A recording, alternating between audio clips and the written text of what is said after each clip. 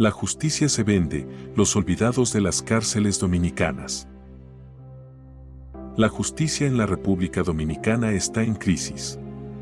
Mientras, la Constitución Dominicana garantiza la dignidad humana para todos, incluyendo los presos. ¿Pero se cumplen estos derechos en las cárceles? El Papa Francisco, con un gesto de humanidad, donó 200.000 euros a los presos. Un recordatorio de que todos merecen amor y la oportunidad de cambiar. La Declaración Universal de los Derechos Humanos es clara: nadie debe ser sometido a tratos crueles. El Ministerio Público debe ser transparente y actuar con equidad. Sin embargo, la corrupción y la falta de transparencia empañan su labor.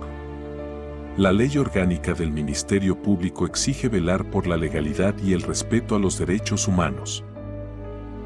Los jueces deben actuar con imparcialidad, garantizando decisiones basadas en la justicia y el respeto a la ley.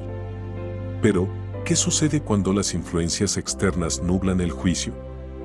La justicia debe ser imparcial y sin sobornos. Es hora de que el sistema de justicia reflexione sobre su papel. Las reformas deben ser profundas y garantizar que todos reciban el trato que merecen. La justicia debe cambiar, debe ser equitativa para todos.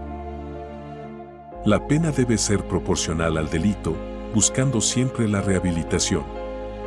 La Constitución Dominicana es clara: todos tienen derecho a la igualdad ante la ley. Es hora de actuar.